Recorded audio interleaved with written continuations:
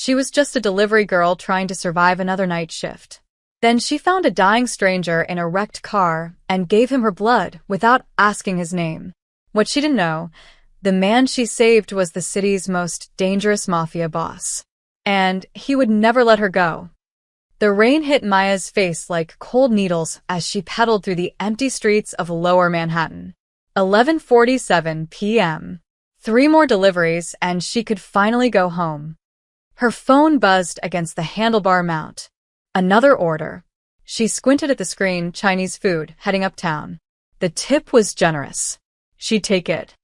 Last one. Maya muttered to herself, her breath forming small clouds in the October air. Then sleep. Actual sleep. She'd been working double shifts for 3 weeks straight. Rent was due. Her student loans weren't going to pay themselves. And her mother's nursing home bills kept climbing. 23 years old and already exhausted. That was Maya Chen's life in a nutshell. The streets were deserted. Just how she liked it. No traffic, no crowds. Just her and the city's skeleton crew of night workers. She took the familiar route up 6th Avenue, her legs burning from 12 hours of constant pedaling. Then she heard it. The screech of tires. Metal crushing metal. Glass exploding. Maya's head snapped toward the sound. 2 blocks ahead, a black luxury sedan had T-boned a delivery truck at the intersection. The sedan's front end was completely crumpled, steam rising from its hood. The truck driver stumbled out, dazed but walking. But the sedan, nobody was getting out of the sedan. Maya's first instinct was to keep pedaling. Not your problem. Call 911 and move on. New York City had taught her that lesson early. But her legs had already stopped moving. Damn it, she whispered, dropping her bike against a lamppost. Her delivery bag bounced against her hip as she ran toward the wreck. The truck driver was on his phone, screaming incoherently. Maya ignored him and approached the sedan. Through the spider-webbed windshield, she could see a man slumped over the steering wheel. Blood. So much blood. Hey! Maya yanked on the driver's door. Locked. She ran to the passenger side. That door opened with a groan of twisted metal. The man was maybe 40, dark hair, expensive suit soaked crimson. His breathing was shallow, bubbling. But it wasn't the crash that had done this. There was a bullet hole in his left shoulder. Maya's heart hammered against her ribs. This wasn't a car accident. This was something else entirely. Sir, can you hear me? She leaned across the passenger seat, checking his pulse. Weak but present. His eyes fluttered open, dark brown, almost black, filled with pain and something else. Calculation. Even dying, this man was assessing her. Hospital, he managed, blood flecking his lips. Not. Police. You need both, Maya said, already dialing 911. His hand shot out, gripping her wrist with surprising strength. No police. Please. There was desperation in his voice that made her pause. Maya had heard plenty of desperate voices in her life. Her father, before he left. Her mother, before the dementia took her memories. She recognized the real thing. You're going to die if I don't get you help, Maya said flatly. Then. I die, his grip loosened. Better than. The alternative. Maya stared at him. At the custom-tailored suit. The Rolex on his wrist. The way his other hand instinctively moved toward his hip, where a weapon probably was. Or had been. She made a decision that would change her life forever. Mount Sinai is 2 blocks away, she said. Can you move? The man's eyes widened slightly. You'll. Help. I'm already regretting it. Come on. She managed to drag him halfway out of the car before his weight nearly collapsed them both. He was heavy, all muscle under that expensive suit.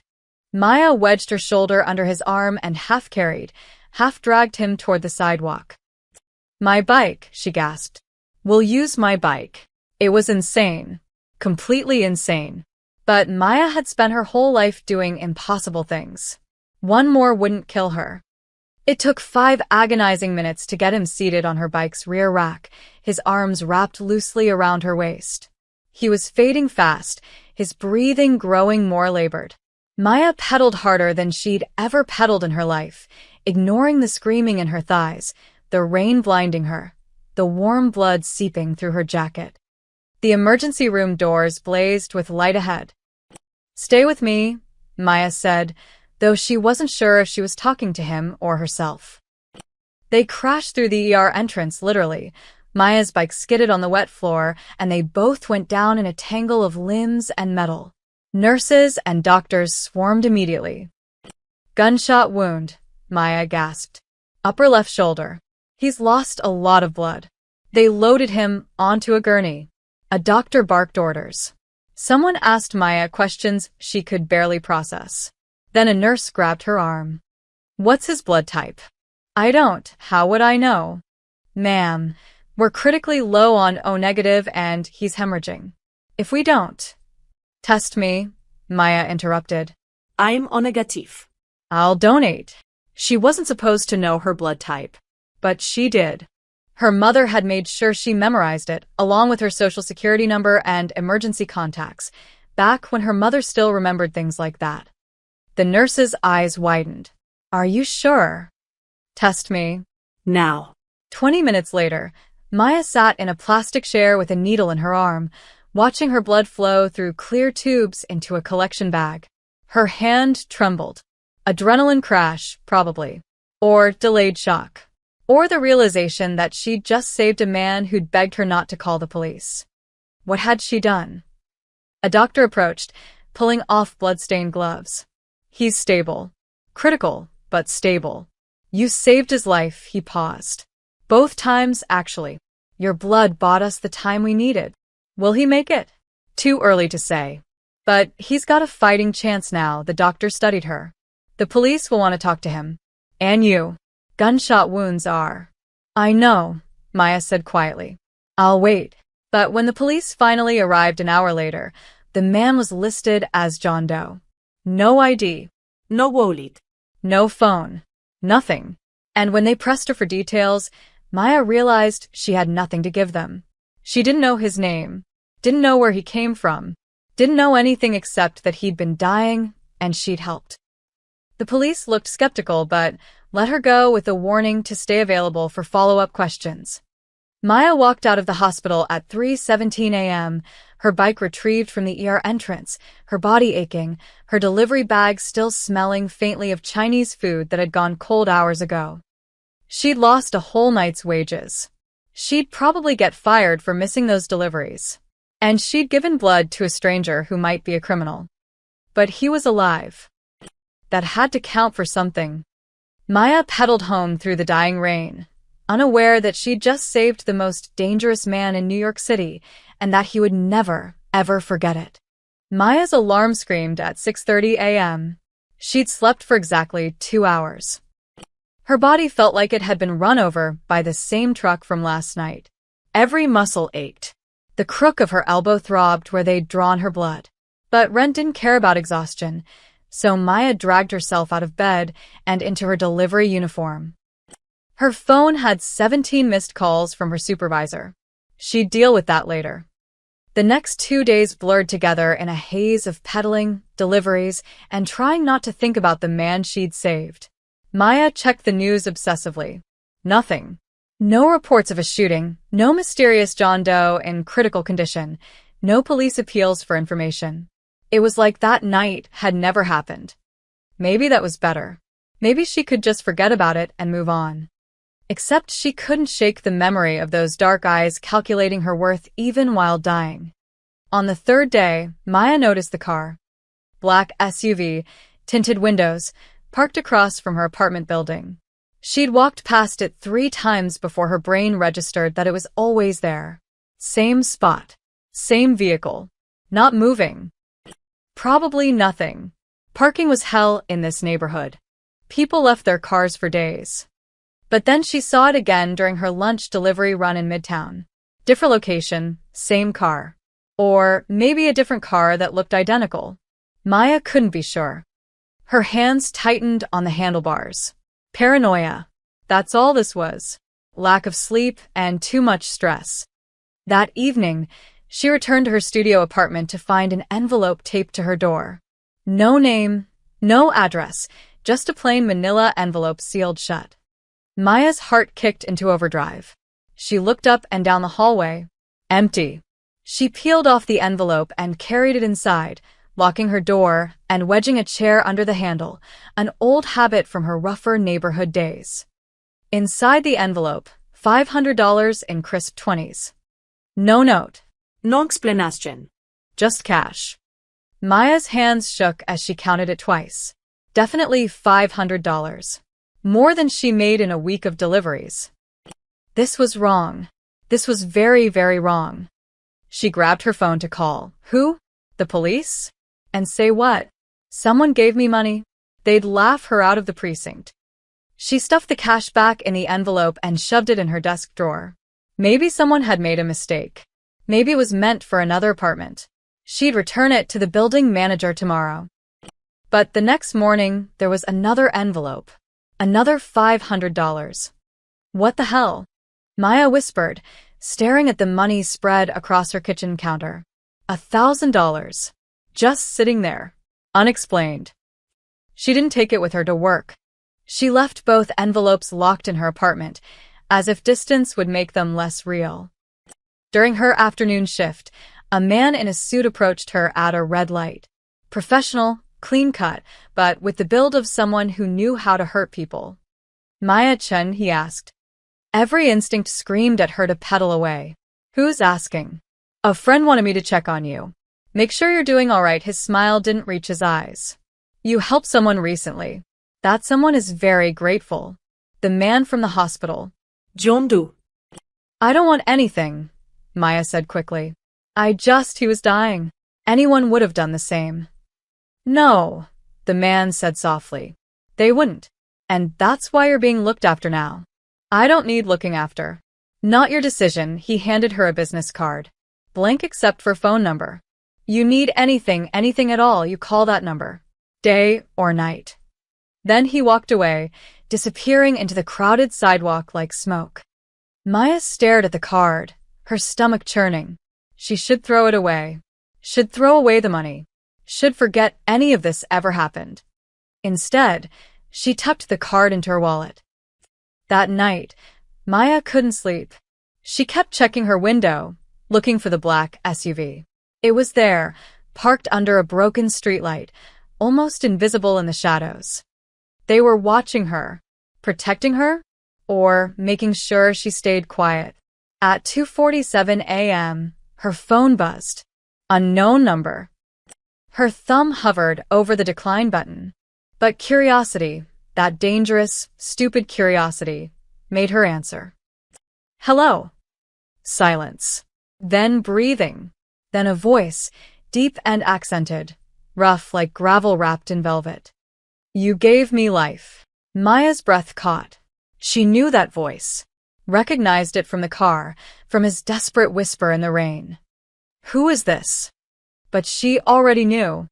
Someone who owes you everything. A pause. They tell me you won't accept payment. That troubles me. I didn't do it for money, Maya said, surprised by the steadiness in her voice. I know. That's why you deserve it. Another pause. You're safe now. No one will touch you. Ever. That's my promise. I don't want your promises. I don't want your money. I just want a normal life? The voice carried dark amusement. I'm afraid that's no longer possible. You saved Victor Marino. People will want to know why. People will wonder what you know. So yes, Miss Chen, you do want my protection, whether you realize it or not. The line went dead. Maya sat in her dark apartment, phone clutched in her shaking hand, finally understanding the terrible truth. She hadn't just saved a man's life. She'd bound herself to a devil.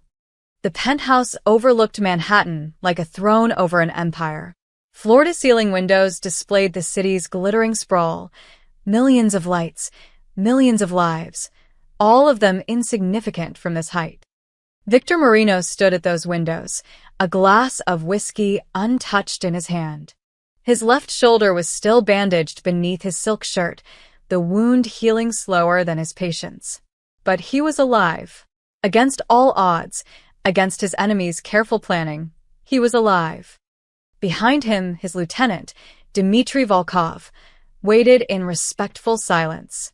Dmitry had served the Marino family for 20 years, first Victor's father, now Victor himself. He was loyal, efficient, and currently confused. "You've been staring at that file for 3 days," Dmitry finally said. "It's a delivery girl. Nobody important." Victor turned, his dark eyes cold. "She saved my life. She was convenient. Wrong place, right blood type. Luck." "No," Victor set down his whiskey and picked up the folder again. Maya Chen's entire life, documented in 40 pages.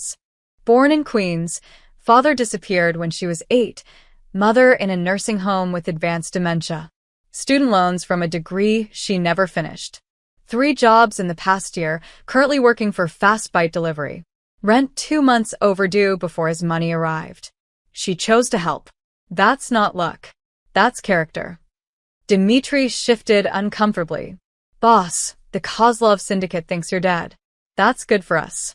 We can move against them while their guard is down. But if they find out about the girl..." "They won't. They have eyes everywhere. Someone saw the crash. The hospital had cameras. If they connect her to you, then we eliminate the threat before it reaches her." Victor's voice dropped to a deadly whisper. "Is that clear?" Dmitry nodded slowly. "Crystal." Good. "Now tell me about Anton." The temperature in the room seemed to drop 10 degrees. Anton Yurev, Victor's head of security, his most trusted enforcer. The man who'd been in charge of route planning the night of the ambush. "He claims it was random," Dmitry said carefully. "Wrong place, wrong time. Says the Kozlovs got lucky." "The Kozlovs don't get lucky. They get information." Victor turned back to the windows. "Someone told them which route I'd take. Someone knew I'd be alone. Knew exactly when to strike." "You think, Anton?" "I don't know what to think. That's the problem." Victor's reflection in the glass was a ghost, pale and sharp. 20 years he's worked for us. 20 years of loyalty. But everyone has a price, Dmitry. Even you. Even me. Not the girl, apparently. Victor smiled, though there was no warmth in it. No. Not her. She didn't even ask my name. He'd been conscious enough to remember that part. The way she'd argued with him, told him he was being stupid, saved him anyway without asking questions or demanding payment. In Victor's world, such actions didn't exist. Everyone wanted something. Everyone had an angle. Except Maya Chern, apparently. "What are your orders?" Dmitry asked. Victor was quiet for a long moment, thinking. His enemies believed him dead, a valuable advantage. But advantages were temporary. Eventually someone would talk. Someone always talked. And when the Kozlovs learned he'd survived, they'd retrace his steps. They'd find the hospital records. They'd find her. Unless he moved first. Pull 4 men from the warehouse detail. Put them on rotating surveillance around her building. I want eyes on her 24/7 That's excessive for her. "I don't care." Victor's tone left no room for argument. "Fix her bike, it's falling apart. Pay her building's super to upgrade her apartment lock. Make sure her mother's nursing home bills are covered for the next 6 months. And for God's sake, stop leaving cash on her doorstep like she's a charity case." Dmitry blinked. "Boss, with respect, this girl is a complication we don't need. The smart play is to distance yourself, maybe relocate her somewhere safe and forget. No one touches her. Ever." Victor turned to face his lieutenant fully, and even Dmitry, who'd seen Victor kill men with his bare hands, took an involuntary step back. "She gave me her blood, Dmitry. Do you understand what that means? In the old country, that creates a bond. A debt that must be repaid. We're not in the old country. The rules don't change just because we crossed an ocean." Victor picked up Maya's photograph from the file. Young, tired, defiant eyes staring at the camera in what looked like a DMV photo. She could have kept walking. Could have called the police. Could have let me bleed out in that car. Instead, she risked everything. Her safety, her time, her own blood, for a stranger. He set the photo down gently. In a world of wolves, Dimitri, I found a lamb who doesn't know she's surrounded by teeth. And I will not let anyone devour her because of what she did for me. Dimitri nodded slowly. Understood. I'll handle it personally. And Anton? I'll watch him. If he's dirty, he'll slip eventually.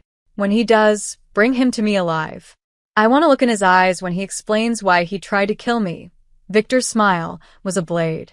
Then I'll show him what happens to traitors. Dimitri left to execute his orders. Victor remained at the windows, watching the city that both feared and obeyed him. Somewhere down there, a girl pedaled through streets she thought were random, delivering food to people she'd never meet again, completely unaware that the devil himself had claimed her as his. Maya's bike had been stolen 4 times in the past year. She'd learned to live with the dents, the squeaky brakes, the chain that slipped every 3rd block.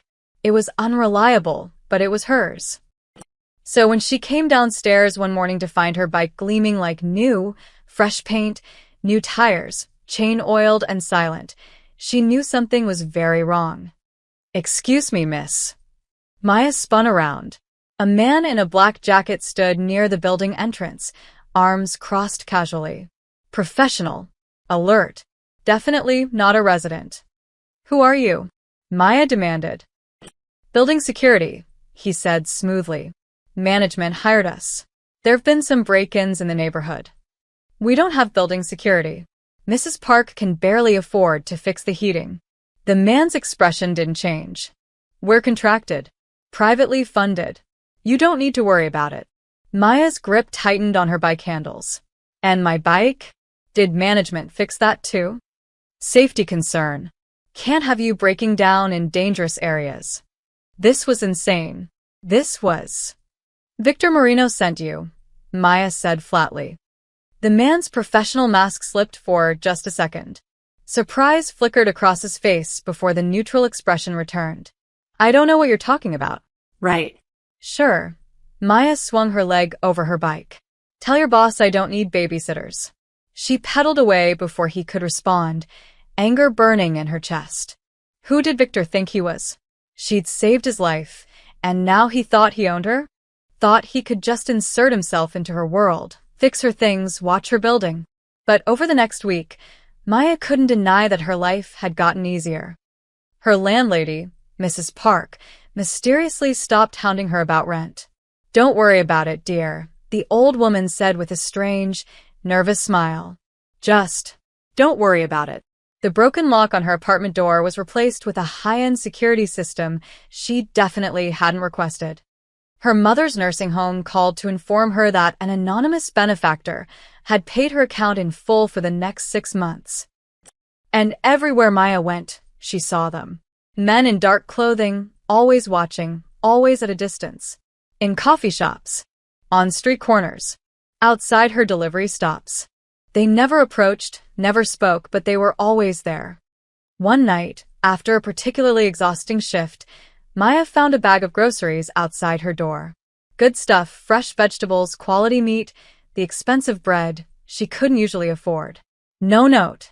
No explanation. She wanted to throw it away on principle. Instead, she made herself dinner for the first time in weeks and hated how good it tasted. This is ridiculous, Maya muttered to herself. This can't keep happening. 2 days later, she confronted one of the watchers. Young guy, maybe 30, trying to blend in at a bus stop where he clearly wasn't waiting for a bus. Your boss owes me a debt, right? Maya planted herself in front of him. Then the debt is paid. Tell him we're even. Tell him to leave me alone. The man studied her with something like respect. Doesn't work that way. Why not? Because you gave him something he can never repay. So he'll spend the rest of his life trying. The man's voice was matter-of-fact. Our boss takes his debts seriously. Especially blood debts. I don't want his money. I don't want his protection. I just want my normal life back. With respect, miss, your normal life wasn't that great to begin with. Maya's face flushed. That's not, you don't know. I know you work 16-hour days and still can't pay your bills. I know your mother doesn't recognize you anymore when you visit. I know you eat ramen 6 days a week. His expression softened slightly. Our boss is giving you a better life. Why fight it? Because it came from blood money. Because accepting help from a criminal made her complicit. Because once she started depending on Victor Marino's generosity, she'd never be free of him. But Maya couldn't say any of that. Not to this man, who genuinely seemed to think he was helping. Who's your boss? She asked instead. Your actual boss, not Victor. Who do you report to directly? Dmitry Volkov, head of security operations. I want to meet him. The man hesitated. That's not a good idea. I don't care. Set it up, or I go to the police. It was an empty threat, and they both knew it. But something in Maya's eyes must have convinced him, because he pulled out his phone and made a call. 3 hours later, Maya sat in a 24-hour diner in Hell's Kitchen, nursing cold coffee and wondering if she'd made a terrible mistake. The door opened. A man entered, older, maybe 50, built like a boxer, with cold gray eyes that assessed everything in the room before landing on her. Dmitry Volkov sat across from her without asking permission. You wanted to meet, he said. His accent was thicker than Victor's. Russian, definitely. So talk. Maya forced herself to meet his gaze. Call off your dogs. No. I didn't ask for any of this. You saved our boss's life. That makes you family, whether you want it or not. Dmitry leaned back, studying her. You think we're the problem, but we're not. We're the solution to a problem you don't even know exists yet. What problem? Victor Marino has enemies. Dangerous enemies. When they find out a delivery girl saved him, and they will find out, those enemies become your enemies. Dmitry's expression was granite. So yes, we watch you. We protect you. Because if something happens to you, our boss will burn this city to the ground finding out who did it. And nobody wants that. Maya's hands trembled around her coffee cup. I just wanted to help someone. You did. Now live with the consequences. Dmitry stood, dropping cash on the table. The men stay. The protection stays. Your mother's bills stay paid. This isn't negotiable. He was halfway to the door when Maya called out. Does he know? Does Victor know I'm trying to refuse? Dmitry turned back, and for the first time, something almost like sympathy crossed his face. He knows. That's why he respects you.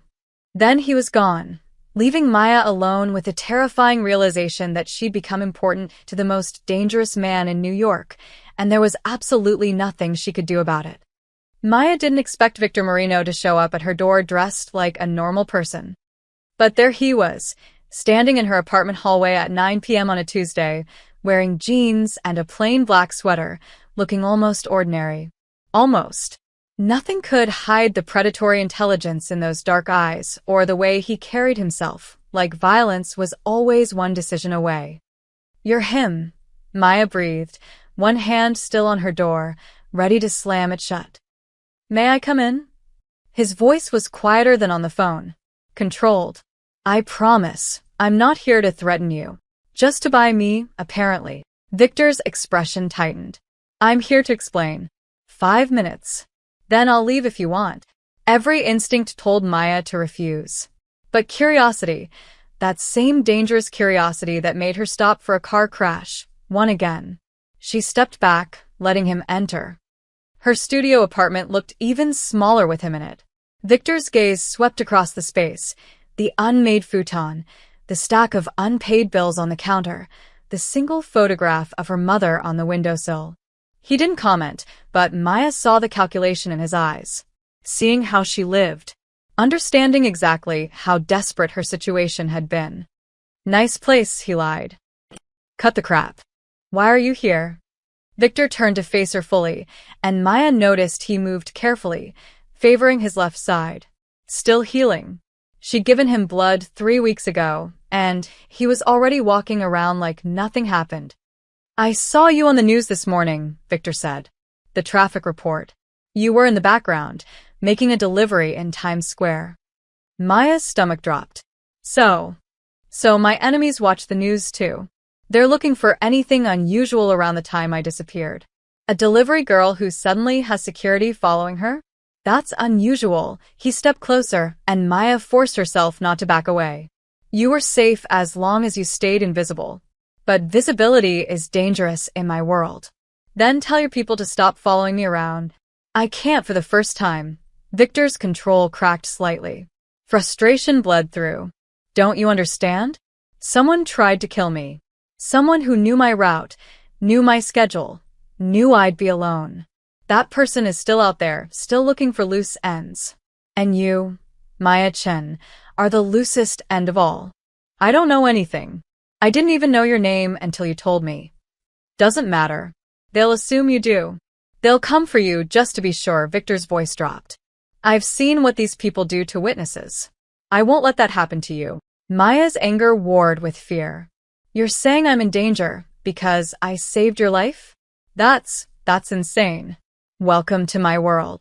She wanted to scream, wanted to throw him out, wanted to rewind 3 weeks and keep pedaling past that crash. But none of that would change reality. Who are you? Maya demanded. I mean, really? I've seen your name online. Victor Marino. They say you're connected to organized crime, money laundering, extortion, maybe worse. They say a lot of things. Are they true? Victor was quiet for a long moment. Yes. Most of them. His honesty caught her off guard. Maya had expected denials, excuses, justifications. Not this blunt admission. Then why would I trust you? She asked. Because I haven't lied to you. Not once. Victor moved to her window, looking out at the street below, where his men were undoubtedly watching. 3 weeks ago, I was bleeding out in a car, and a stranger stopped to help. She didn't check my pockets for cash. Didn't ask for a reward. She just helped. Do you know how rare that is? Common decency shouldn't be rare. But it is. In my world, everything has a price. Everyone wants something. Loyalty is purchased, trust is a weakness, and kindness, he turned back to her. Kindness gets you killed. Yet you showed me kindness anyway. You gave me your blood, without knowing if I deserved it. Maybe you didn't deserve it. I definitely didn't deserve it, Victor agreed, something dark crossing his face. I've done terrible things, Maya. Things that would make you sick if you knew. I'm not a good man. But I am a man who pays his debts. I know what you want. A normal life. Bills you can pay. Time with your mother before she forgets you completely. Freedom from watching every penny. Victor's gaze was intense, pinning her in place. I can give you all of that. Not as payment. You can't pay for what you did. But as respect. You saved my life without asking who I was. That's why I respect you. Maya's throat tightened. Respect isn't protection. Respect isn't men watching my building and paying my rent. No. But it's why I'm here in person, explaining instead of just doing. Victor pulled out a card, different from the one his man had given her. Heavier stock, embossed lettering. My private number.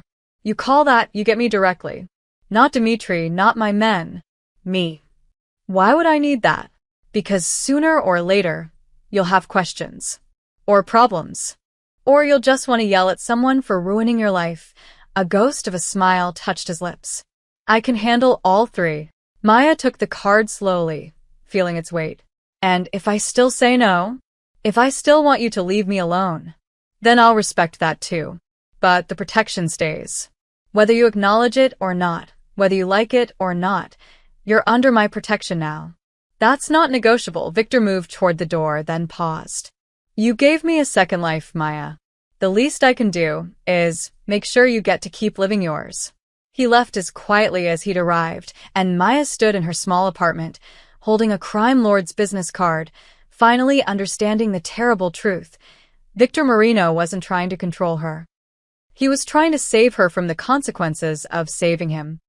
And somehow, that was so much worse. The warehouse on the Brooklyn waterfront smelled like salt, oil, and old blood. Victor stood at the head of a long table, his inner circle gathered around him like wolves circling a wounded king. Anton Yurev sat to his immediate right, where he'd sat for 15 years. Loyal, efficient, deadly. Victor's personal enforcer, the man who'd trained him to fight, who'd saved his life in Chicago, who'd sworn a blood oath to the Marino family. The man Victor now suspected of trying to kill him. The Kozlovs are getting bold, Dmitri was saying, spreading photographs across the table. They hit 3 of our shipments this week. They're testing us, seeing if the rumors of your death are true. Let them test, Victor said calmly. When I'm ready, we'll remind them what happens when you come for a Marino. When will you be ready, boss? This from Sergei, his youngest captain. Hungry, ambitious, still proving himself. Every day we wait. We look weak. We look patient. There's a difference. Victor's gaze swept the room. They think I'm dead. That gives us advantage. We use it. Anton leaned forward. We should strike now. Hit them where it hurts, their drug operations in Queens. Send a message that you're alive and they're finished. It was good advice. Tactically sound. Exactly what Anton would normally suggest. Which made Victor suspicious. No, Victor said. We wait. Anton's jaw tightened. Boss, with respect, waiting makes us look afraid. Your father never. My father is dead, Victor's voice cut like a blade. Killed by men who got too close because someone told them where to find him. I won't make the same mistake. The room went silent. Everyone knew the story. Victor's father, Alessio Marino, ambushed in his own home 5 years ago. The betrayal that started this whole war. The reason Victor trusted almost no one. You think there's still a rat? Sergei asked carefully. I know there is. Victor's eyes found Anton's. Someone knew my route that night. Someone knew I'd be alone. Knew the exact window of vulnerability. That information came from inside this room. Anton's face remained neutral, but Victor saw the tension in his shoulders. You think it's one of us? I think someone made a deal. Someone who decided the Kozlov money was worth more than our family's blood. Victor stood slowly, his presence dominating the room. And when I find out who, I'll make them beg for the mercy of a quick death. The threat hung in the air like smoke. Dmitri cleared his throat. There's another complication. The girl. Victor's expression darkened. What about her? Words getting out. Low-level Kozlov soldiers are asking questions about a delivery girl seen near the hospital the night you disappeared. They're connecting dots.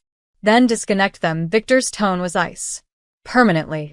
Boss, Anton said, and Victor heard the calculation in his voice. The smart play is to eliminate the girl. She's a liability. The Kozlovs get to her. They'll use her against you. But if she disappears now, the trail goes cold. The room held its breath. Victor turned slowly to face his oldest friend, his most trusted enforcer, and saw the test for what it was. Anton was probing, trying to understand how much Victor cared about Maya Chen, trying to find the weakness he could exploit. Say that again, Victor said quietly. Anton met his gaze steadily. You know I'm right. One girl's life against the safety of the entire organization? It's not even a choice. You're absolutely right, Victor agreed. It's not a choice. The girl lives. Anyone who touches her dies. Those are my orders. That's not strategic. I don't care. Victor's voice rose for the first time, raw emotion cracking through his control. She gave me her blood, Anton. She saved my life when she had every reason to let me die. That creates a bond, a debt that supersedes strategy. Debts can be paid in cash, Anton pressed. Send her away. Set her up somewhere safe. But keeping her here, under our protection, paints a target on her back and ours. The target's already there. Now we deal with it. Anton leaned back, something unreadable in his eyes. You're willing to risk everything. Our operations, our men, our war with the Kozlovs for a girl you don't even know. Yes, Victor said it without hesitation. Because if we become the kind of organization that murders innocent civilians to protect ourselves, we're no better than the animals we're fighting. Maya Chen is off limits. That's final. Then you've gone soft, Anton said, and there was an edge to his voice now. Steel beneath velvet. Your father would never. Victor moved faster than anyone expected. One moment he was standing at the head of the table. The next, his hand was around Anton's throat, slamming him against the wall with enough force to crack plaster. My father is dead because someone he trusted betrayed him, Victor hissed. Don't make me wonder if history is repeating itself. Anton didn't struggle, didn't fight back. Just stared at Victor with those cold, measuring eyes. After a long moment, Victor released him and stepped back. Meeting's over. Everyone out except Dmitri. The room cleared quickly. Anton was the last to leave, straightening his collar, his expression unreadable. When they were alone, Dmitri spoke carefully. You're sure about this? Protecting the girl could split our ranks. Then our ranks are weaker than I thought. Victor poured himself vodka, his hand steady despite the adrenaline still flooding his system. Anton's testing me, pushing to see how far I'll go. Maybe he's just being practical. Or maybe he's the rat. Victor downed the vodka in one swallow. Double his surveillance. I want to know everyone he talks to, everywhere he goes. And Dmitri? Yes, boss. Triple Maya's security. If Anton's dirty, he'll try to prove I'm compromised by going after her. I want her protected, like she's my own blood. Because, in a way, Victor thought she was. She'd given him life. And in his world, that meant he'd give everything, including his empire, to keep her safe. Even if it destroyed him. The delivery order seemed normal at first. Chinese food, apartment 4B in Williamsburg, generous tip. Maya had done 100 deliveries just like it. She should have noticed the address didn't match any building on the block. Maya realized her mistake when she arrived at the location, an empty lot between a closed laundromat and a pawn shop. No apartment building. No 4B. Just cracked asphalt and graffitied walls. Her instincts screamed danger. She was reaching for her phone when the van pulled up, blocking her exit. 3 men stepped out, moving with coordinated precision. Not random thugs. Professionals. Maya-chan. The one in front smiled. We've been looking for you. Maya dropped her delivery bag and ran. She'd grown up in rough neighborhoods. Knew how to sprint through alleys, vault over chain-link fences, navigate the urban maze. But these men were trained, and they were faster. A hand grabbed her jacket. Maya spun, slamming her elbow into someone's face. Felt bone crunch. The man cursed in Russian, and terror spiked through her chest. Russian. These weren't random criminals. These were Kozlov men. She broke free and kept running, her lungs burning. Behind her, she heard footsteps, shouts, the squeal of tires. They were hurting her, boxing her in. She turned down an alley dead end. Turned back, blocked. A black sedan screeched around the corner, cutting off her escape. This was it. This was how she died. Because she'd saved a stranger's life 3 weeks ago. The sedan's back door flew open. Get in. A familiar voice, one of Victor's men, the one she'd confronted at the bus stop. Now. Maya didn't hesitate. She dove into the car. The door slammed shut and the driver floored it, tires screaming as they shot forward. Behind them, the Kozlov van gave chase. Stay down, the man barked, pulling out a gun. Maya pressed herself to the floor, her heart hammering so hard she thought it might burst. Gunshots cracked through the air. The rear window exploded, glass raining down. The car swerved violently, throwing her against the seat. How many? The driver yelled. 2 vehicles. 4, maybe 5 shooters. The man returned fire through the broken window. Call Dmitri. Tell him we're compromised. They rocketed through Brooklyn streets, weaving between traffic, running red lights.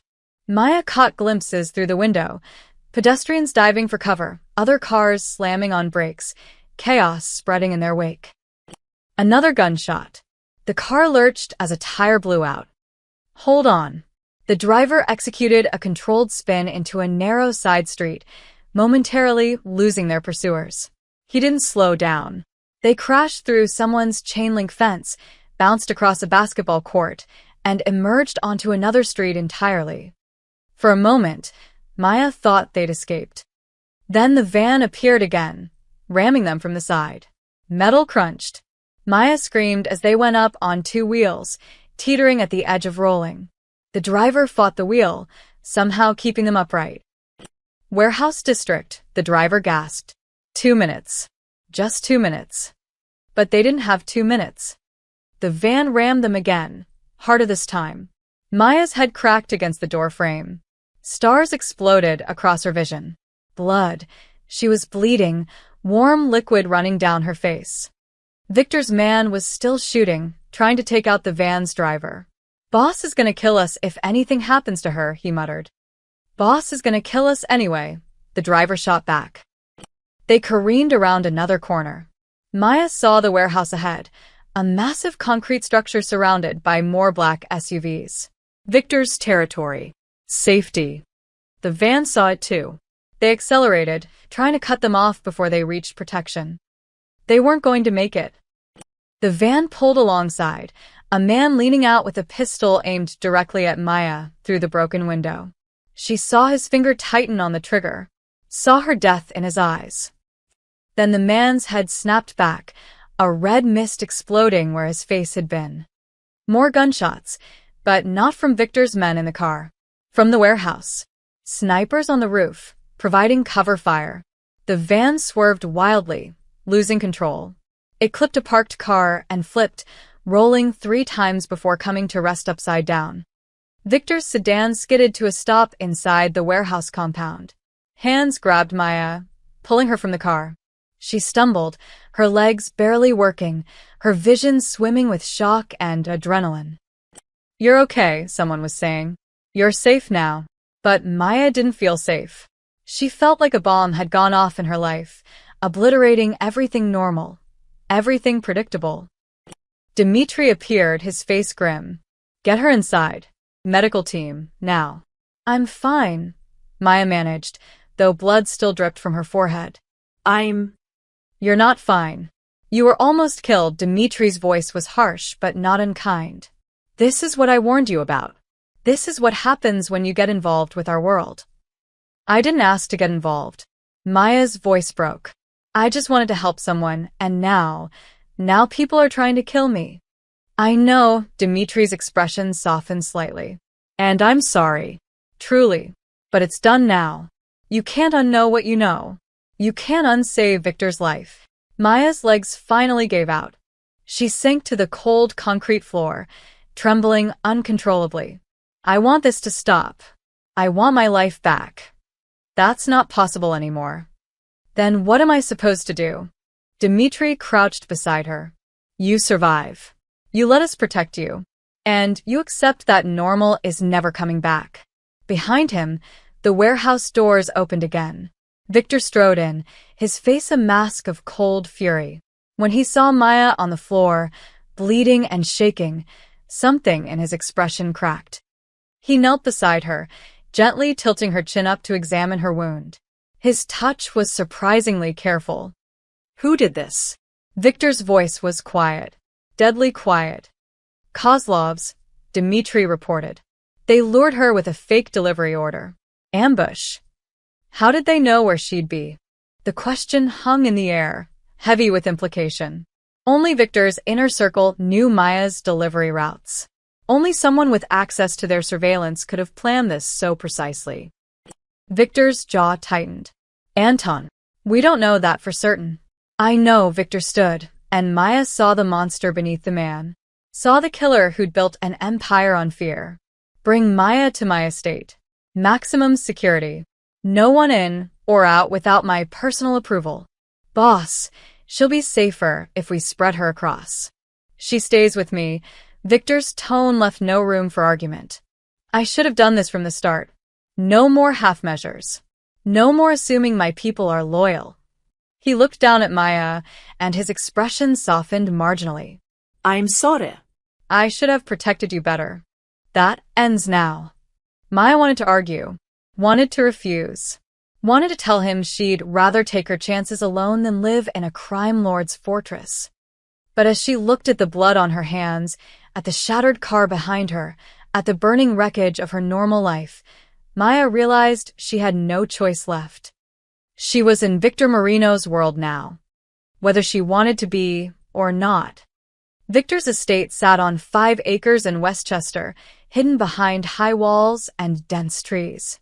To the outside world, it looked like any other mansion owned by New York's elite. Inside, it was a fortress. Maya sat in the passenger seat of Victor's armored SUV, watching the iron gates close behind them with a finality that made her chest tight. Armed guards patrolled the perimeter. Security cameras tracked their every movement. This wasn't a home. This was a prison disguised as luxury. "The guest wing is prepared for you," Victor said, his first words since they'd left Brooklyn. "Doctor will check your head wound. You'll have everything you need." Maya touched the bandage on her forehead. "Accept my freedom. Freedom is overrated when you're dead." The car stopped in front of a massive colonial mansion, all white columns and elegant windows. It looked like something from a movie. Maya had never felt more out of place in her life. Inside was worse. Marble floors, crystal chandeliers, artwork that probably cost more than her entire year's salary. A housekeeper appeared, an older woman with kind eyes who introduced herself as Mrs. Petrov and led Maya upstairs while Victor disappeared into what she assumed was his office. The guest room was larger than her entire apartment. King-sized bed with silk sheets. Private bathroom with a tub that could fit 3 people. A walk-in closet already stocked with clothes in her size, which was both thoughtful and deeply creepy. "Mr. Marino asked me to prepare these for you," Mrs. Petrov explained, noticing Maya's stare. "He wanted you to be comfortable. He knows my clothing size. He knows everything, dear." "It's his nature." Mrs. Petrov's smile was sympathetic. "Dinner is at 7. You're welcome to join him, or I can bring something to your room." Maya wanted to hide in her room, wanted to pretend this wasn't happening. But hiding wouldn't change anything. "I'll come down," she said. The doctor arrived shortly after. A nervous man who examined her wound with shaking hands, declared it minor, and left as quickly as possible. Maya suspected he was terrified of Victor, and that probably wasn't without reason.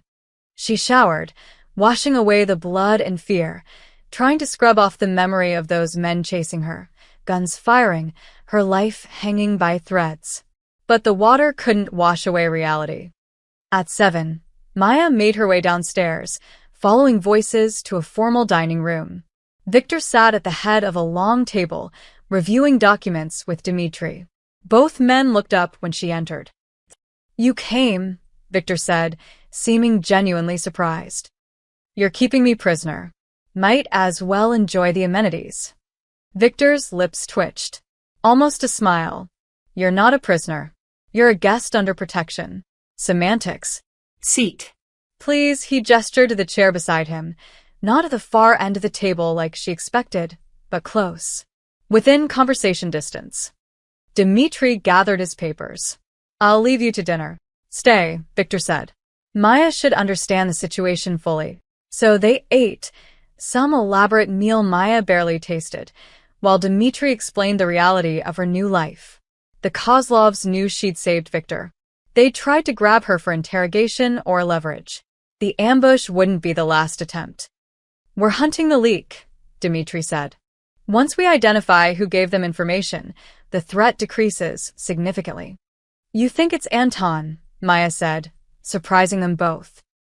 Victor's eyes narrowed. "What makes you say that?" "I pay attention. I saw how he looked at you during." She stopped. "Wait. "How do I know about Anton? I've never met him." "Your protection detail reports everything," Victor admitted, "including conversations you overhear when my men think you're not listening." Maya's fork clattered to her plate. "You're spying on me? I'm protecting you. There's a difference." "No, there really isn't." For the first time, Victor looked uncomfortable. "You're right. I apologize." Old habits. The apology caught Maya off guard. She'd expected deflection, justification, anything but actual remorse. "Why am I really here?" Maya asked quietly. Not the protection speech. The real reason. Victor was silent for a long moment, studying his wine glass. "Because everyone I trust is suspect. Everyone in my organization could be the traitor." But you. He looked up, meeting her eyes. You have no reason to betray me. No connections to my enemies. You're the only person in my life I know is safe. The vulnerability in his voice was startling. This was the man who'd built an empire on fear, and he sounded lonely. That's sad, Maya said. That you trust a stranger more than your own people. It's survival. After dinner, Victor offered to show her the grounds. Maya almost refused, but the walls of the mansion felt like they were closing in. She needed air, even if it meant walking with a criminal. The gardens were beautiful. Manicured lawns, rose bushes, a fountain that probably belonged in a museum. They walked in silence until they reached a chess table under a gazebo. Do you play? Victor asked. My dad taught me. Before he left. Victor sat, gesturing for her to join him. One game. If you win, I'll answer any question honestly. And if you win, you give this place a chance. Stop treating it like a prison. Maya considered. Deal. They played as the sun set, and Maya was surprised to find Victor wasn't just good. He was exceptional.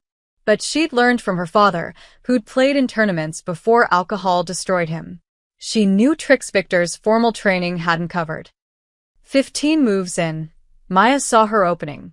A gambit that would sacrifice her bishop but expose his king. You're better than I expected, Victor murmured, studying the board. People underestimate delivery girls. I won't make that mistake, he moved his knight. Tell me about your father. Maya moved her rook. Why? Because I want to know you. You're not just the girl who saved my life anymore.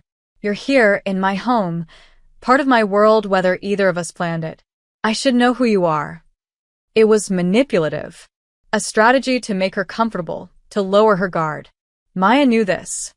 But she told him anyway. About her father's disappearance. Her mother's slow fade into dementia. The crushing weight of trying to hold everything together alone. And Victor listened. Really listened, asking questions that showed he actually cared about the answers. Check, Maya said softly, moving her queen. Victor stared at the board. I didn't see that coming. Most people don't. He smiled, a real smile this time, not the cold mask he wore like armor. Checkmate in 3 moves. Well played, Maya Chen. I win. So, answer my question. Ask. Maya met his eyes. Are you a good man trying to survive a bad world, or a bad man who occasionally does good things? Victor's smile faded. He stood, walking to the gazebo's edge, looking out at his fortress of a home. I don't know anymore, he said finally. But since you came into my life, I've started hoping I could be the first one. That has to count for something. It was the most honest thing anyone had said to Maya in years. And somehow, that scared her more than the guns, the chase, or the danger. Because it meant Victor Marino wasn't just a monster.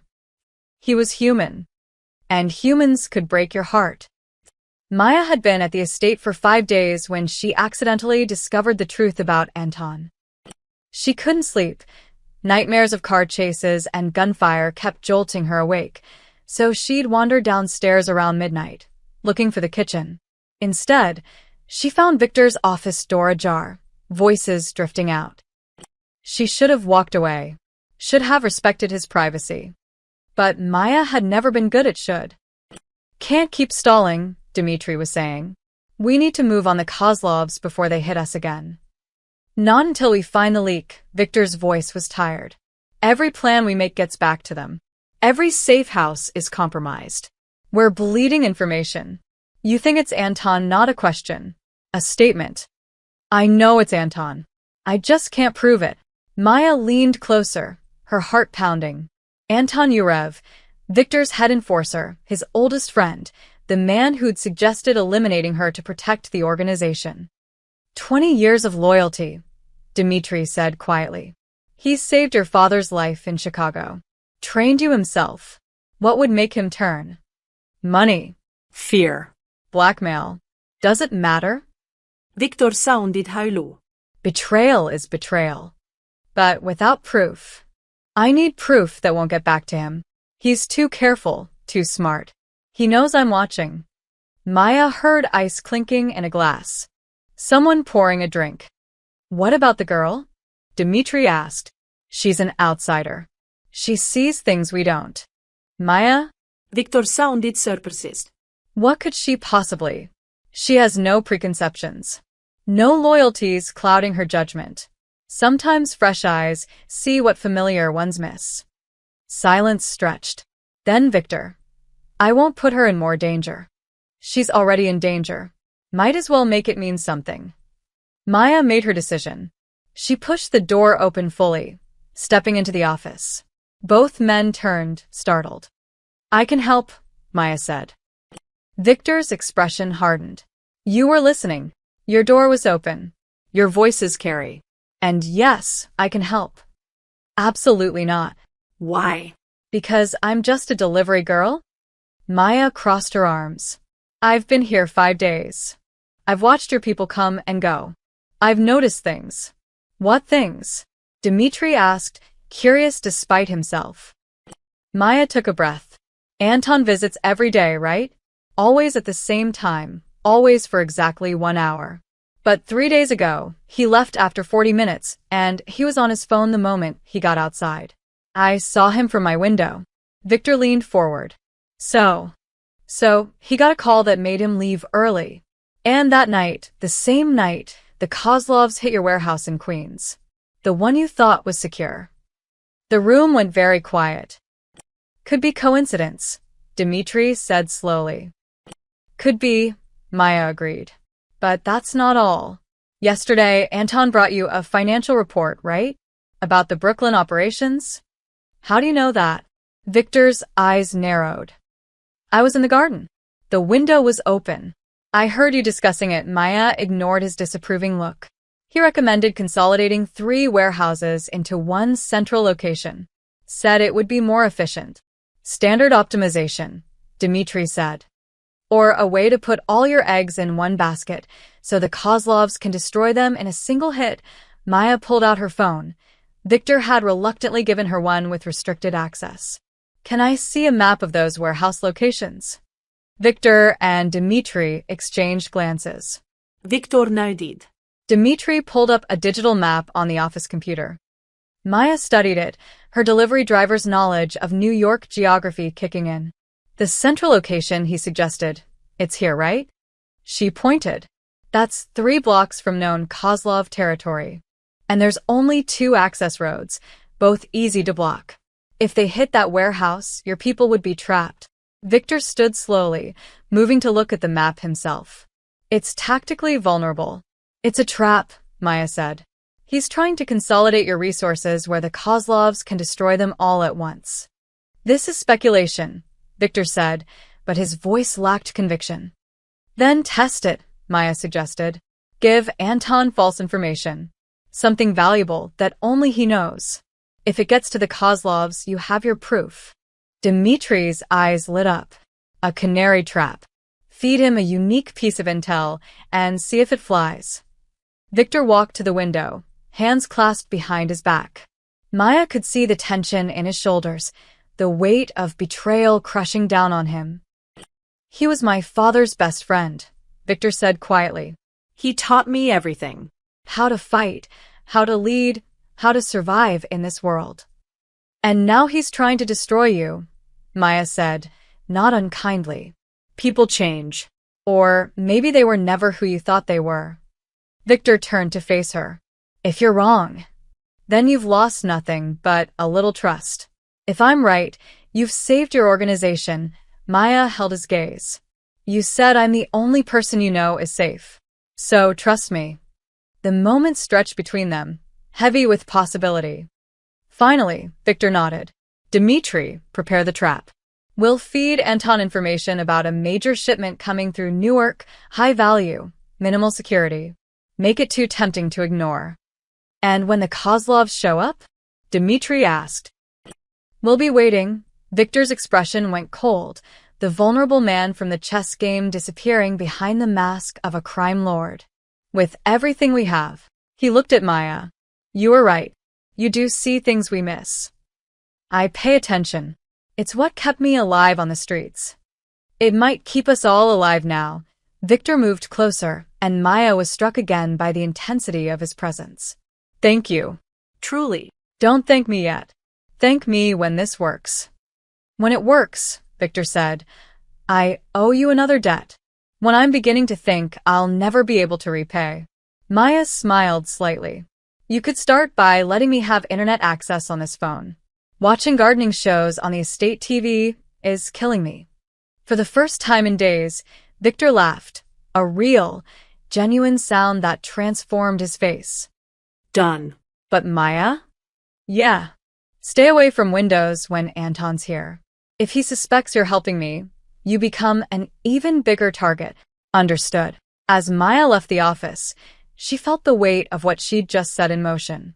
If she was right, they'd expose a traitor. If she was wrong, she might cause an innocent man to be killed. But watching Victor's face as he talked about betrayal, Maya knew she was right. Anton Yurev was the ghost in Victor's machine. And ghosts, she'd learned, were most dangerous when you couldn't see them coming. The trap was set for Friday night.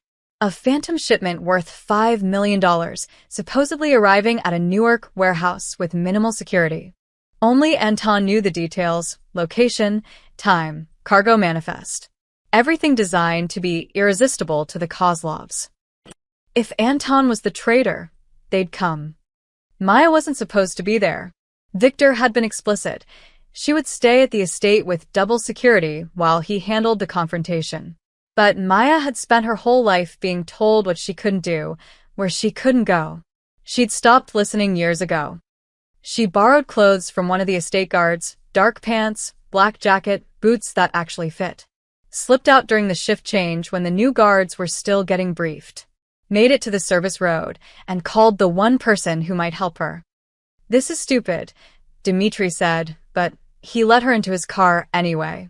If Victor finds out, he'll be furious. I know, Maya buckled in. But I need to see this. I need to know if I'm right, and if you're wrong, if this gets people killed. Then I'll live with that. But I won't sit in a mansion while other people fight battles I help start. Dmitri studied her in the rearview mirror. You're braver than you look, delivery girl. I'm terrified. There's a difference. They drove to Newark in silence. The warehouse district was industrial wasteland, abandoned factories, empty lots, the skeleton of old America rusting away.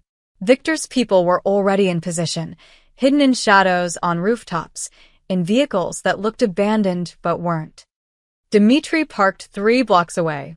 You stay in the car. Windows up, doors locked. Anything goes wrong, you drive away. Keys are in the ignition. I don't know how to drive.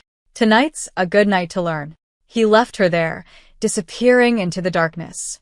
Maya sat in the passenger seat, her heart hammering, wondering if she'd made a terrible mistake.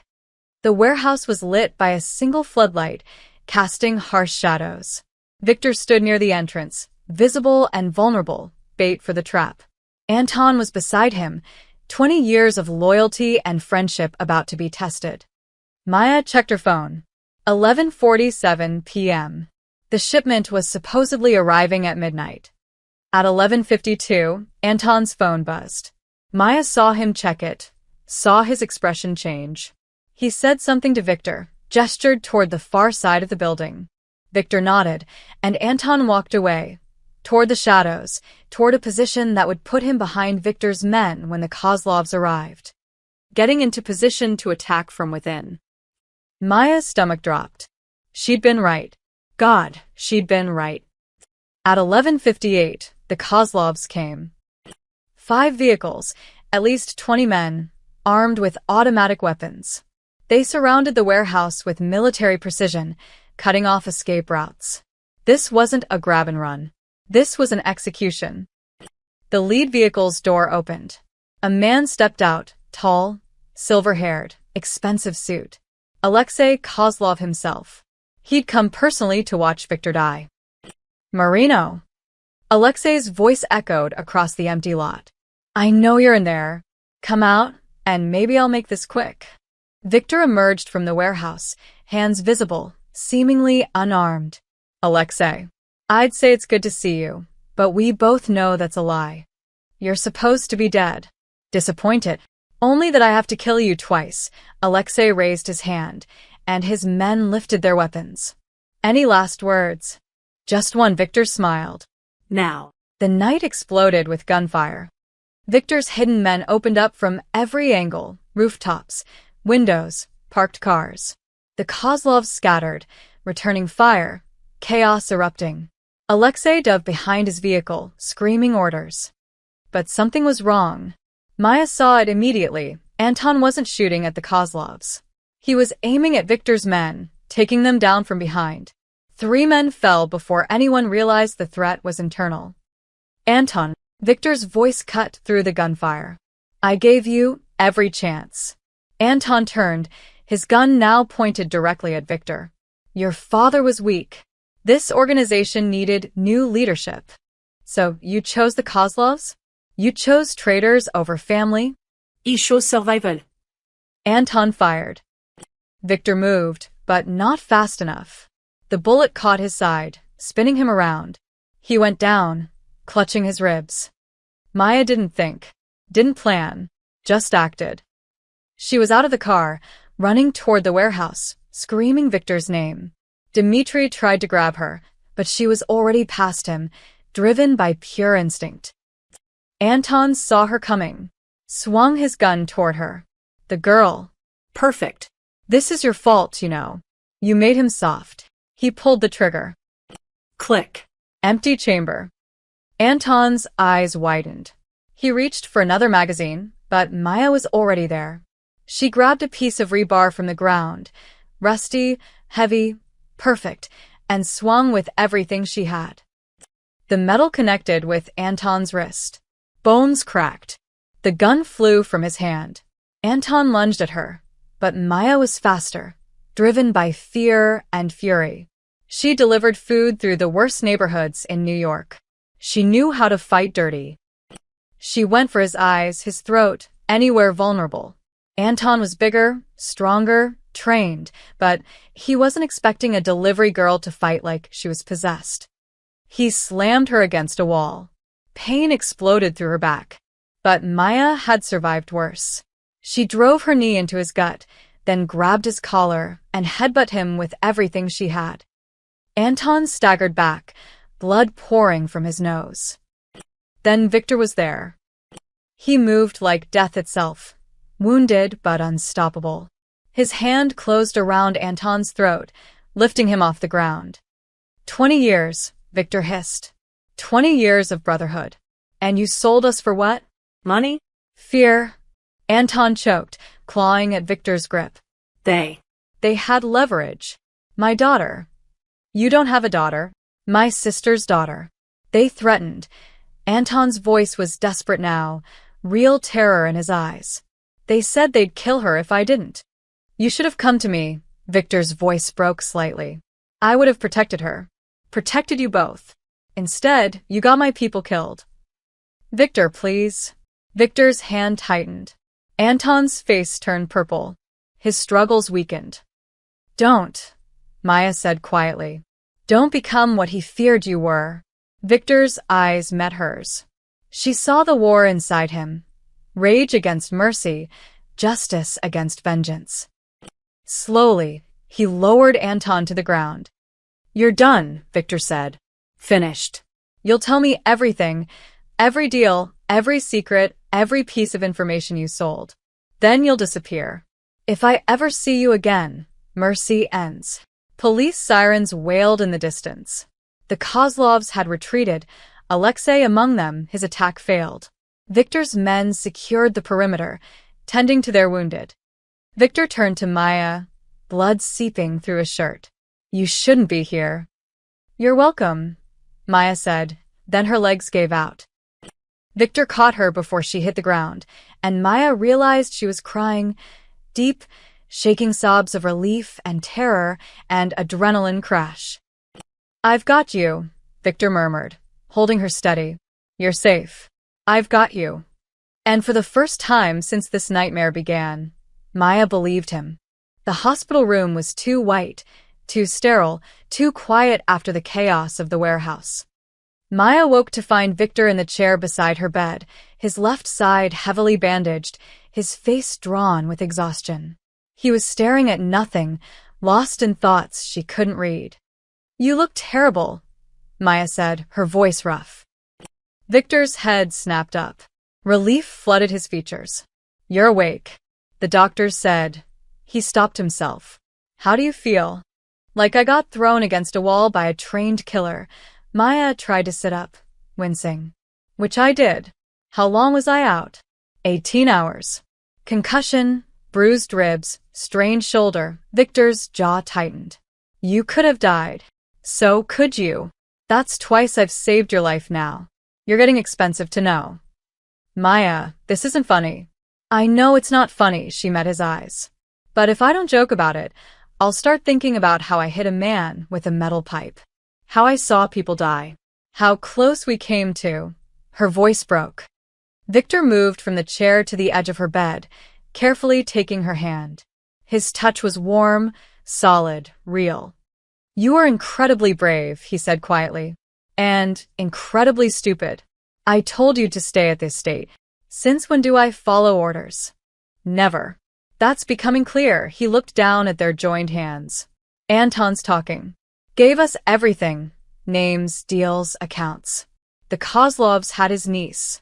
Threatened to kill her if he didn't cooperate. So, he was trying to save family." Maya felt a strange pang of sympathy. "That doesn't excuse it, but it explains it." Yes, Victor's expression was complicated. "I let him go. Gave him money to disappear, take his niece somewhere safe. Dmitri thinks I'm weak for it. Dmitri's wrong. You're showing the one thing Anton never gave you, mercy." Victor looked at her then, really looked at her, and Maya saw something shifting in his eyes. Something dangerous and warm and terrifying. "The police came," he said, changing the subject. "Ask questions about the warehouse. Anton's confession gave them enough to move on the Kozlovs. They're making arrests, money laundering, racketeering, attempted murder. Alexei and his top people will be in prison by month's end. And you?" "I made a deal." Victor's smile was bitter. "Full immunity in exchange for testimony. The FBI's been trying to take down the Kozlovs for years. I gave them everything they needed." Maya's eyes widened. "You turned state's evidence against your own world." "It's not my world anymore. Or it won't be." After this, Victor stood, moving to the window. Dawn was breaking over Manhattan, painting the sky in shades of gold and pink. "Anton's betrayal taught me something. This life, this empire built on fear and violence, it consumes everything. Everyone. I'm tired of feeding it." "What are you saying?" "I'm saying I'm done. I'm dissolving the organization, turning everything legitimate. I have businesses, properties, investments, all legal, all clean. Or they will be. Once I restructure." He turned back to her. "I'm retiring, Maya." "From all of it." Maya stared at him. "Victor Marino doesn't retire. Men like you don't just walk away. Men like me usually end up dead or in prison. I'm choosing option 3, a life." His voice softened. "You gave me that chance. Twice. Once with your blood, once with your conscience. I don't want to waste it. What about your people? The ones who depend on you. They'll be taken care of. Severance, new positions in legitimate businesses, help transitioning out of this life if they want it." Victor moved back to her bedside. "I'm not abandoning anyone. I'm setting them free. Setting myself free." Maya felt tears prick her eyes. "Because of me. Because of you. Because you reminded me that kindness exists. That not everything has to be a transaction, a power play, a war." He touched her face gently, thumb brushing away a tear. "You gave me a second life. I want to use it to become someone worthy of that gift." The moment stretched between them, heavy with possibility. Maya felt the pull, this dangerous, complicated man who'd turned her life upside down, but was somehow trying to make it right. "What happens now?" she whispered. "Now you recover. Then you decide." Victor's hand dropped back to his side. "You can go back to your apartment, your deliveries, your old life. I'll make sure you're safe. The Kozlovs are finished, and no one else will come after you. You'll be free." Or, or you let me help you build something new. The delivery business you mentioned wanting to start, I have the capital, the connections, the resources. Not as payment, as partnership, as friendship. He paused. As whatever you want it to be. Maya's heart raced. Victor. Don't answer now. Heal first. Think about it. Just know that whatever you choose, I respect it. You saved my life twice. The least I can do is give you the freedom to live yours however you want. A nurse entered, interrupting the moment. Victor stepped back, becoming formal again, the crime lord's mask sliding into place. But Maya had seen beneath it, had seen the man trying to crawl out of the monster's skin. And she realized something that terrified and thrilled her in equal measure. She didn't want to say goodbye to him. Not yet. Maybe not ever. Victor, she called as he moved toward the door. He turned back. Thank you. For everything. For the chaos and the protection and the second chances. Victor smiled, that real smile she'd only seen a handful of times. Thank you for showing me there's still good in this world. Even in people like me. Then he was gone, leaving Maya alone with her thoughts, her healing body, and the impossible choice ahead. Normal or extraordinary. Safe or significant. The girl she'd been, or the woman she could become. Maya looked out at the sunrise, thinking about delivery routes she'd never ride again, bills she'd never struggle with, a mother who barely remembered her name. And she thought about Victor Marino, ex-crime lord, recovering monster, the most dangerous and somehow most honest man she'd ever met. She had 6 months to decide her future. But deep down, Maya suspected the choice was already made. 6 months later, the seaside cafe in Montauk was everything Maya had dreamed of during her endless delivery shifts. White tables with ocean views, the smell of salt air mixing with fresh coffee, tourists laughing as seagulls stole their fries. She'd bought it 3 months ago with a legitimate business loan co-signed by someone who'd restructured his entire empire to become a real estate developer. The cafe was hers. Really, truly hers. Maya's Bistro and Delivery. Read the hand-painted sign outside. She'd kept the delivery part of the name, a reminder of where she came from, who she'd been before blood and bullets changed everything. The delivery service was thriving. 15 drivers, all former struggling students like she'd been. All paid fair wages with health insurance and actual days off. Maya knew their routes, knew their struggles, made sure they never felt as alone as she once had. Her mother had passed away 2 months ago, peacefully in her sleep, finally free from the confusion that had stolen her mind. Maya had been there, holding her hand, telling her stories about the cafe, even though her mother couldn't understand anymore. It hurt, but it was also a relief. An ending that felt like grace. Maya was arranging pastries in the display case when the black car pulled up. Her heart jumped, old instincts dying hard. But this car was different. A Tesla, not an armored SUV. Elegant, not threatening. The driver's door opened. Victor stepped out. Maya hadn't seen him in person since the hospital. They'd texted occasionally, brief updates, professional boundaries. He'd respected her space, let her build her new life without his shadow looming over it. But she'd thought about him, more than she wanted to admit. He looked different. The expensive suits were gone, replaced by dark jeans and a simple white button-down. His hair was slightly longer, softer. He looked younger somehow. Less like a crime lord, more like a man who'd finally learned to breathe. Victor approached the cafe entrance, paused, then came inside like any other customer. "Welcome to Maya's," she said, her voice steadier than she felt. "What can I get you?" Victor's lips twitched. "Coffee. Black. And whatever pastry you recommend. The lemon scone is good. Made it this morning." "Then I'll trust your judgment."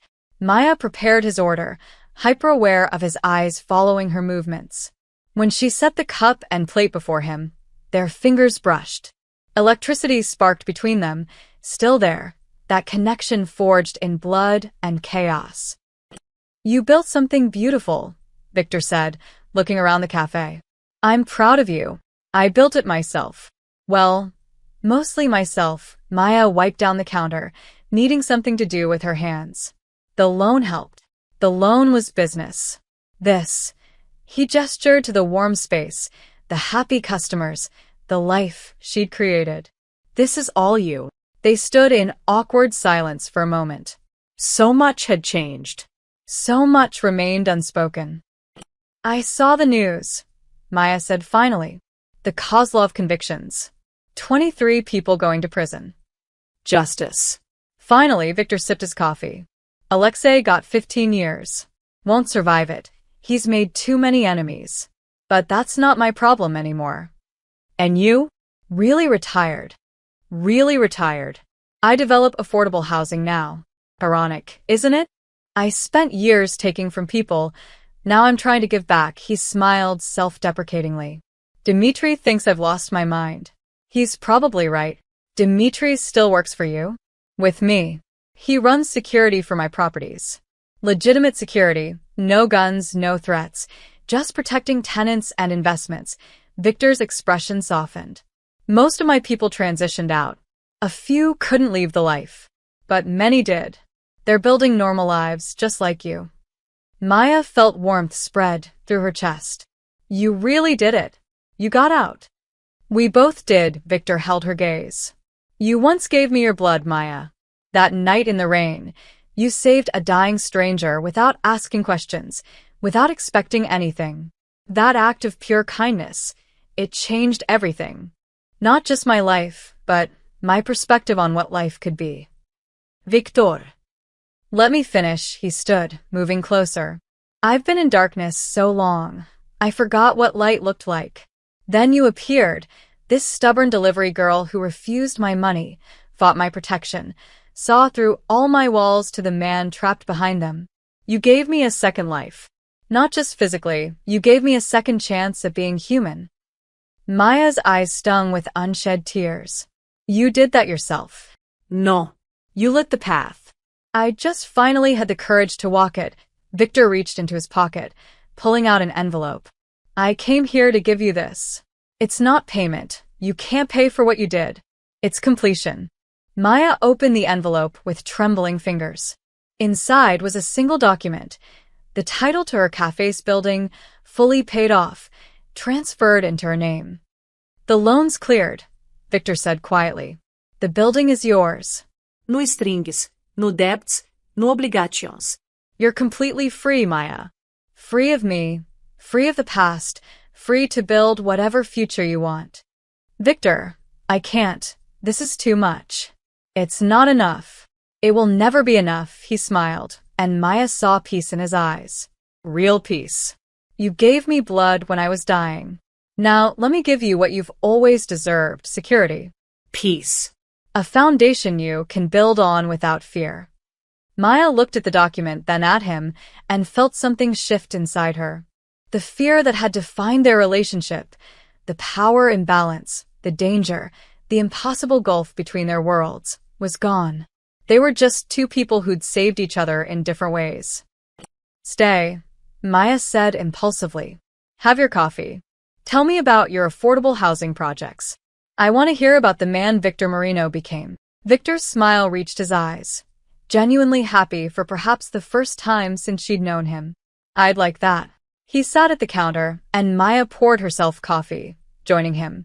They talked as the morning sun climbed higher, as customers came and went, as the ocean breeze washed through the open windows carrying salt and possibility.